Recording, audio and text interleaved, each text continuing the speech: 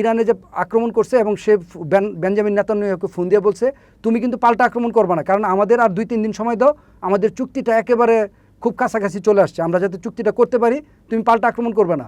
তখন ওইখানে যারা উপস্থিত ছিল, এক্সওয়াস এই নিউজটা করেছে, ওপেন লাইভ ক্যামেরা চলতেছে, তার মধ্যে এসে ওই এসওয়ালকে করে হত্যা করে, যে তার নাম হচ্ছে আপনার জ্যাক রুবি।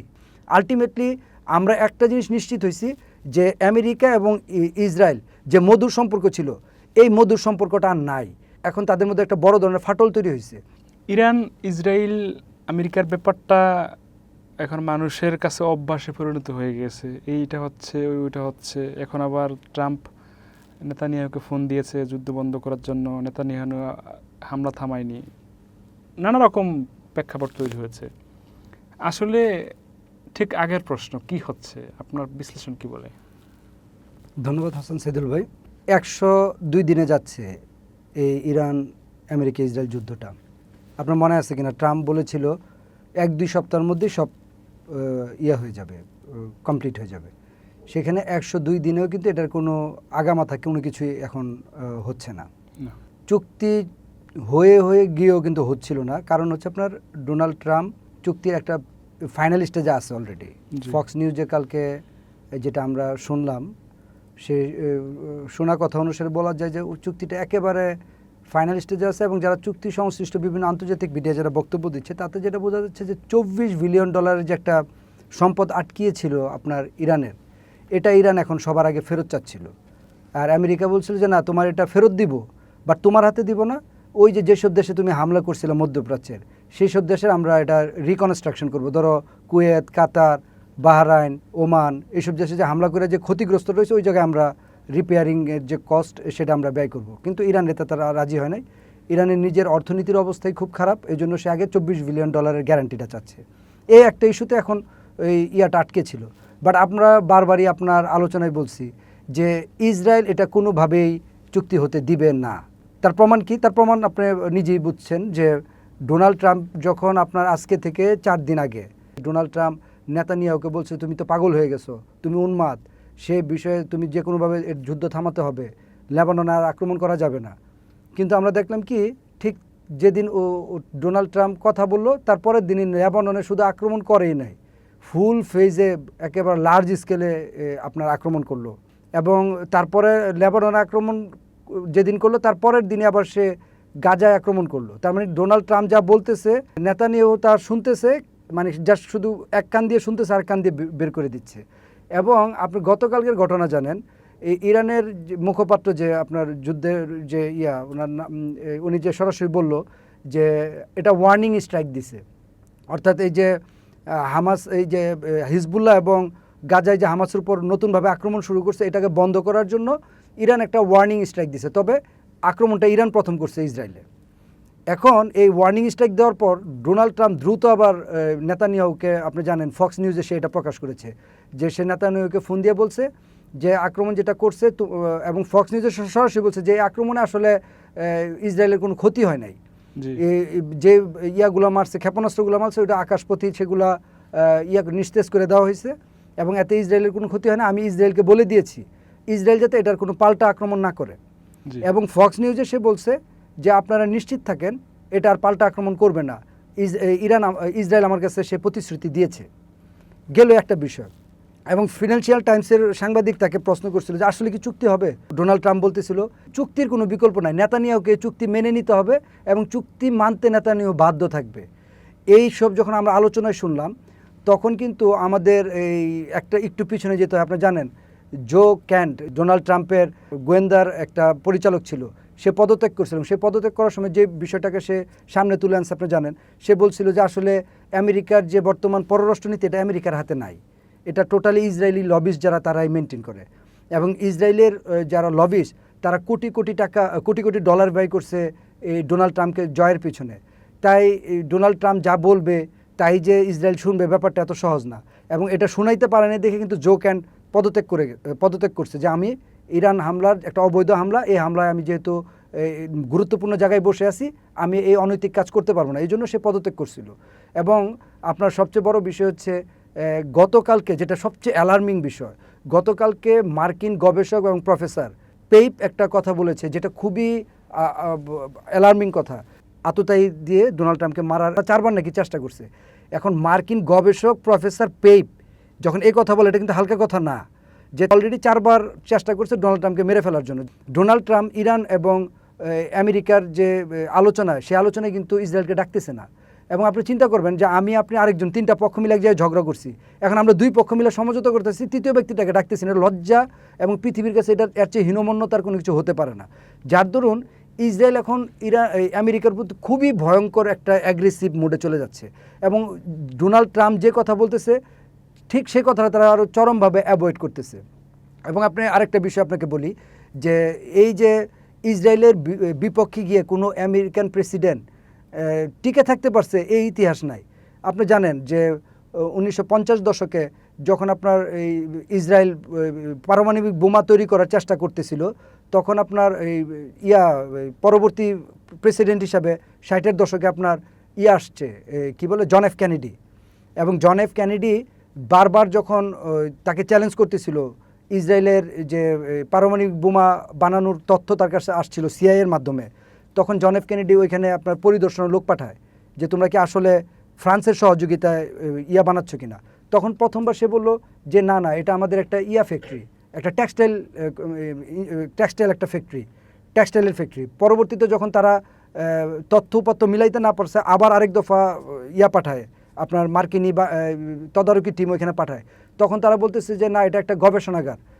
লাস্টে তার এই সন্দেহটা এত তীব্রতর হয় যে তখন আরেকটা স্পেশাল টিম আপনার ইসরায়েলের তদারকির জন্য পাঠায়।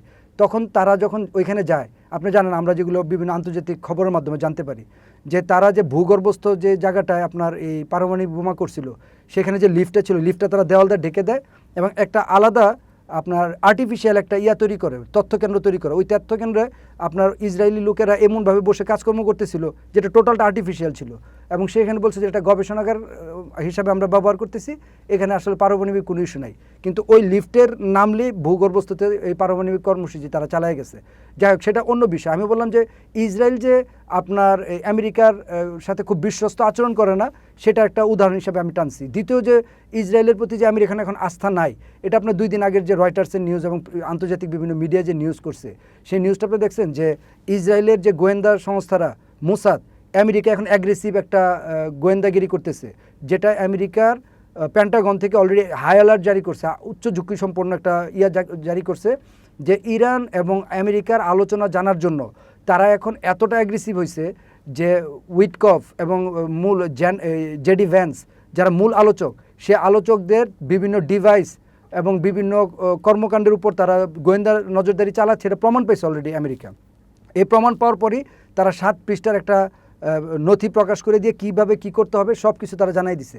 এবং এখন যারা আমেরিকান হাই অফিসিয়াল, তারা যখন এখন ইসরায়েলে যাচ্ছে, তারা নিজস্ব মোবাইল নিচ্ছে না সাথে, আপনি জানেন, নিজস্ব ল্যাপটপ নিচ্ছে না, তারা বার্নার মোবাইল ইউজ করছে। বার্নার মোবাইল মানে ওয়ান টাইম মোবাইলের মতো তারা ইউজ করে ওইখানে ফেলে দিয়ে আসতেছে।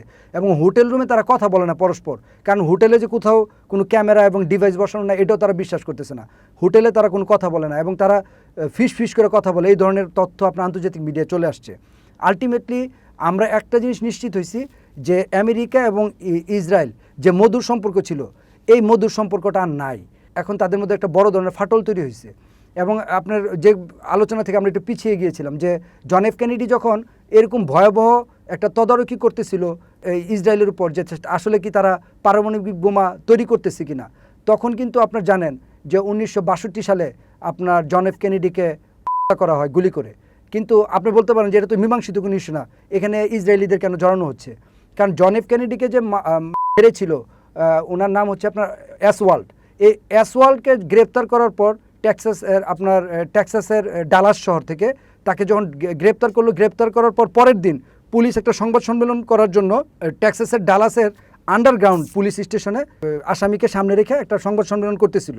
ওই সংবাদ সম্মেলনের মধ্যে ওপেন লাইভ ক্যামেরা চলতেছে, তার মধ্যে এসে ওই অ্যাসওয়াল্ডকে করে হত্যা করে, যে তার নাম হচ্ছে আপনার জ্যাক রুবি। সে একজন ইহুদি ছিল, ইসরায়েল মানে ইহুদি নাগরিক ছিল, একটা মদ বারের সে ম্যানেজার ছিল।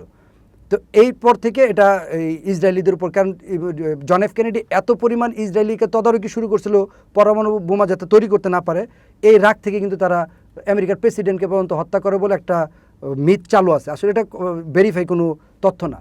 এবং আশ্চর্যের বিষয় হচ্ছে তার 4 বছর বা 3 বছর পরে তার ভাই রবার্ট এফ কেনেডিকেও তারা হত্যা করে। তার মানে ইসরায়েল কিন্তু এখন যদি মনে করে যে ডোনাল্ড ট্রাম্প এই জায়গায় তাদের জন্য বড় একটা ঝুঁকির জায়গা তৈরি করে ফেলতেছে ইরান ইস্যুতে, তাহলে জন এফ কেনেডির মতো ডোনাল্ড ট্রাম্পকে তারা ফেলবে বলে এটা আমরা একটা মানে করতেছি, মানে একটা আইডিয়া করতেছি বা একটা আমরা অনুমান করতেছি। কারণ এই ধরনের হিস্ট্রি তাদের আছে। তাদের রাষ্ট্রের স্বার্থের বিপরীতে গেলে তারা কোনো প্রেসিডেন্ট, প্রধানমন্ত্রী, কোনো দেশের রাষ্ট্রপ্রধানকে কোনো কিছুই মানে না। আপনি সবচেয়ে বড় যে বিষয়টা, আশ্চর্যের বিষয়, ডোনাল্ড ট্রাম্প গতকালকে ফক্স নিউজে সরাসরি বলতেছিল যে ইরানে যে আক্রমণ করছে এবং সে বেঞ্জামিন নেতানিয়াহুকে ফোন দিয়ে বলছে তুমি কিন্তু পাল্টা আক্রমণ করবে না, কারণ আমাদের আর 2-3 দিন সময় দাও, আমাদের চুক্তিটা একেবারে খুব কাছাকাছি চলে আসছে, আমরা যাতে চুক্তিটা করতে পারি, তুমি পাল্টা আক্রমণ করবে না। তখন ওইখানে যারা উপস্থিত ছিল, এক্সওয়াস এই নিউজটা করেছে, তারা বলছে যে বেঞ্জামিন নেতানিয়াহু তখন হাসূচক জবাব দিচ্ছে যে ঠিক আছে, আপনার কথা আমি মেনে নিছি, আমি আর আক্রমণ করব না। কিন্তু কি হলো, তার সাথে ফোন করার 4 ঘন্টা পরই ভয়াবহ অ্যাটাক করলো আপনার ইরানের তেহরান, তাবরিজ শহর এবং ইস্পাহান, 3 জায়গায় তারা ভয়াবহ অ্যাটাক করলো। এবং এতে আপনার 2 পক্ষেরই ক্ষতি হচ্ছে এবং এরপরই আবার ইরানও পাল্টা আক্রমণ করছে। এই যে পাল্টা আক্রমণ হচ্ছে, ইসরায়েল এখন খুব খুব খুব করে চাচ্ছে এই যুদ্ধটা আপনার আবার শুরু হোক। এখন আপনি বলতে পারেন নাজমুল ভাই, ইরান তো এবার আক্রমণটা আগে করলো, কেন করলো? আমার কাছে 2টা হিসাব। ইরান হিসাব করে ফেলছে যে এখন যদি আমি ইসরায়েলে অ্যাটাক করি, তাহলে ইসরায়েল হয়তো পাল্টা অ্যাটাক অল্প সময়ের জন্য অ্যাটাক করতে পারবে, লম্বা সময় অ্যাটাক করবে না। কারণ আমেরিকা আর ইসরায়েলকে আগের মতো সাহায্য করবে না আমেরিকার স্বার্থের কারণে। কারণ কি আপনি জানেন, আমেরিকার বিষয়টা তো আপনার কয়েকবারে আলোচনা আনছি যে আমেরিকা তার স্বার্থে এখন ইসরায়েলকে আর আগের মতো সাহায্য করবে না। দ্বিতীয় বিষয় হচ্ছে আমেরিকার খেপাটে প্রেসিডেন্ট ডোনাল্ড ট্রাম্প 2বার 3বার 4বার তার অর্ডার অমান্য করে নেতানিয়াহু যে আক্রমণ করলো, এই আক্রমণটাকে সে ভালোভাবে দেখবে না। যার কারণে ইরান জানে যে আমেরিকা এখন ইসরায়েলের পক্ষে সরাসরি অবস্থান করবে না। যদি করতো তাহলে দেখবেন যে আপনার গতকালকে বা আজকে ভোররাত্রে আক্রমণ করার পর আজকে কিন্তু আপনার জেরুজালেমে তাদের মার্কিন যে এমবেসি এটা বন্ধ রাখছে। তার মানে আমেরিকা বুঝাই দিল একটা বার্তা ইরানকে যে আমি এই আক্রমণের সাথে নাই, আমি এই আক্রমণটা শুধু ইসরায়েল করছে। দ্বিতীয় বিষয় হচ্ছে 3 দিন পর আপনার বিশ্বকাপ শুরু, যেটার মূল খেলাগুলো হবে আমেরিকায়। সো এই আয়োজনকে সামনে রেখে আমেরিকা ইসরায়েলকে সাহায্যের কোনো প্রশ্নই আসে না। যার কারণে ইরান এখন খুব ওয়ার্নিং স্ট্রাইক যেটাকে বলছে, এটা খুব সচেতনভাবে হিসাব নিকাশ করেই করছে যে এই ওয়ার্নিং স্ট্রাইক করার পর হয়তো বা ইসরায়েল যদি পাল্টা আক্রমণ করে, ইরান আবার পাল্টা আক্রমণ করতেছে। পাল্টা আক্রমণের পর এটা বেশিক্ষণ টিকে থাকবে বলে আমার মনে হয় না, যেটা খুব বেশিক্ষণ টিকে থাকবে। তাই আমার ধারণা এই যে আক্রমণ এবং পাল্টা আক্রমণ করতেছে, এটা ইসরায়েল এবং ইরানের এই পাল্টা আক্রমণ খুব দ্রুত সময়ে, ট্রাম্প অলরেডি জানেন ফোন দিয়েছে 2 পক্ষকে, খুব শক্ত ভাষায় সে কথা বলছে যে তোমরা পাল্টা আক্রমণ থামাও। তার মানে এটা থেমে যাওয়ার সম্ভাবনাই খুব বেশি। সর্বশেষ আমি যেটা বলতে চাচ্ছি, এখন আমরা যে জিনিসটা আপনাকে একটু রিভিউ করি, গতকালকে আপনি জানেন একেবারে সেন্ট্রাল ইসরায়েলে একটা আত্মঘাতী হামলা করে একজন রিজার্ভ সেনাকে গুলি করে হত্যা করে, একজন আততায়ী আপনার বন্দুক হাতে নিয়ে, সে আরবের, সম্ভবত এটা ইরানের কোনো প্রক্সি হতে পারে। সে আইসা একসাথে একটা পেট্রোল পাম্পে দাঁড়ায় একসাথে 7-8 জনকে গুলি করে, ইনস্ট্যান্ট একজন এখানে রিজার্ভ ফোর্স ইসরায়েলের মারা যায়। এটা গেল প্রথম গতকালকে আক্রমণ। আজকে ভোর সকাল লোহিত সাগরে আপনার হুতিরা ইসরায়েলের ট্যাঙ্কারের উপর হামলা করার চেষ্টা করছে এবং ইসরায়েলের ট্যাঙ্কারকে ওই পথ দিয়ে যাওয়া আসা নিষেধ করে দিছে। আজকে আবার হিজবুল্লাহ ভয়াবহ অ্যাটাক শুরু করছে, গেরিলা অ্যাটাক শুরু করছে ইসরায়েলের উপর। তার মানে ইরানের যারা প্রক্সি ফোর্স, তারা কিন্তু এখন ইসরায়েলে চরমভাবে যে আঘাতটা করা দরকার সে আঘাত তারা শুরু করে দিছে।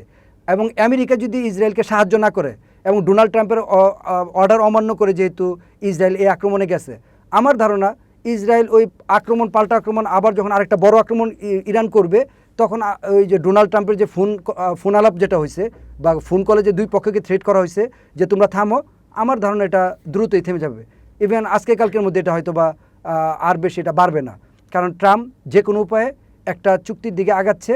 আর যদি চুক্তি না হয়, যে ফক্স নিউজের সে বলছিল উপস্থাপক, যদি চুক্তি না হয় তাহলে কি হবে, বলছে চুক্তি না হলে আমার কাছে রাস্তা 2টা, আমি পাল্টা ইরানে একটা ভয়াবহ অ্যাটাক করব, অথবা এই যে নৌ অবরোধ আমি যেটা দিছি, সেই নৌ অবরোধ এখন এত স্ট্রংলি কার্যকর করতেছে, ইরানের অর্থনীতি অনেকটা ভেঙে পড়া অবস্থায়।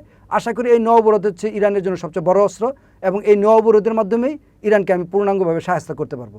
তাই আলটিমেটলি আমরা যেটা বুঝতেছি, আমেরিকার পক্ষ থেকে যুদ্ধ জড়ানোর কোনো ইস্যুটা এখন আসলে ওইভাবে হবে বলে আমার মনে হয় না। এটা ফোকাস দিবে, যুদ্ধের প্রতি আমেরিকা ফোকাস দিবে বলে আমার ধারণা এটা হচ্ছে না। তবে ইসরায়েল তো যুদ্ধ বাঁধানোর জন্য সর্বোচ্চ চেষ্টা করতেছে। এখন ডোনাল্ড ট্রাম্প এটা কিভাবে ডিলিংস করে এবং ইরানের পাল্টা আক্রমণ কতটুকু শক্ত হয় তার উপরে ডিপেন্ড করতেছে এই স্ট্রাইকিং হামলা, যেটা পাল্টা হামলা কতটুকু পর্যন্ত চলবে। আমার ধারণা এই দুই পক্ষের ডিলিংসটাই সেটা ফাইনাল করে দিবে।